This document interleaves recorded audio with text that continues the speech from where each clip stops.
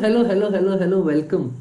So today we are doing essay 501. Your essay 501 talks about audit evidence, specific considerations for selected items. So we had already done essay 500. This is your for specific items. Now this lecture will be purely in English, and if you need the standard notes, link is in the link is in the description. You will find them on Telegram. So all the standards are free, and if you need the whole audit notes, you can purchase them from the website.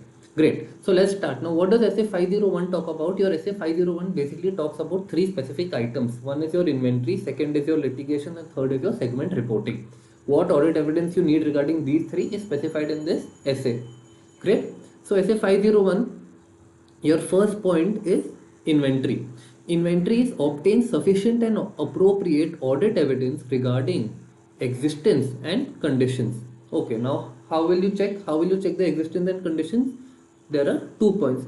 Your point number one is attendance at a physical inventory counting unless it is impracticable to. So you have to physically check the verify. You will have to physically verify the inventory so that you can verify whether the amount that we are showing in the books versus what is in our go down or warehouse, whatever, do they match or not. So evaluate management procedures for entities physical inventory counting. How will you check the physical counting? Your first point is you will check the management procedures. You will check how they are counting for entities physical inventory.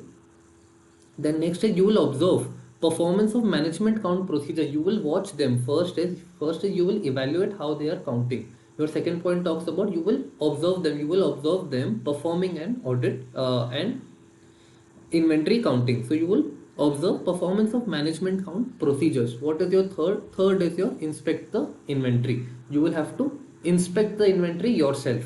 And fourth is perform test count. So in your inventories of various types, so what you can do is you can test count any one type of inventory and check if it is matching with their figures or not. Okay.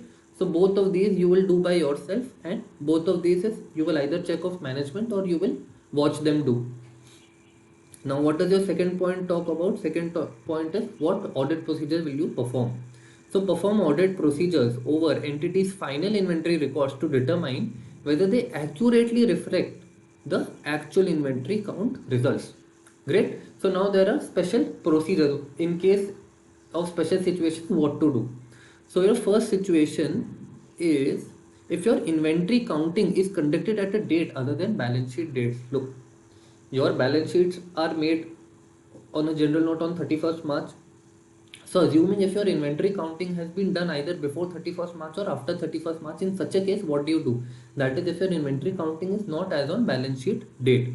So you will perform audit procedures to obtain sufficient and appropriate audit evidence regarding changes in inventory between the count date and the financial statement date. That is the financial statement date. Any differences between your financial statement date and the date on which you are counting, all the changes that have taken place in the inventory during this period, we will give this adjustment. Okay. Where did we go? Yeah, and ensure that they are properly recorded. Okay, now if the second point is if auditor is unable to attend inventory count, so these are all special circumstances that we are talking about. So if your auditor is unable to attend inventory count, so he will observe some physical counts and an alternative date. If on that date he is not able to check the inventory count, so he will do it on an alternative date and perform audit procedures on intervening transactions. Easy. Now your third point is attendance at inventory count is impracticable. If for some reason it is impractical, it is not possible, it is physically not possible, in such a case you will perform alternative audit procedures. What will you perform? Because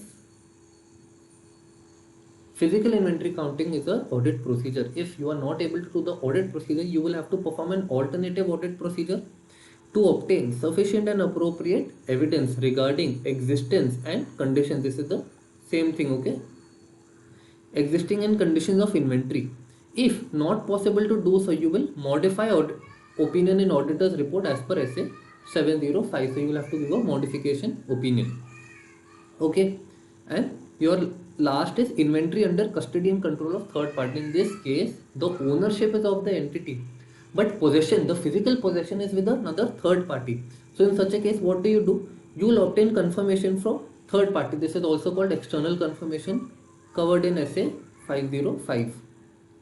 Okay, so in such a case, you will ask the third part itself, ki, boss, how much inventory do you have? Can you tell me of this related to this entity?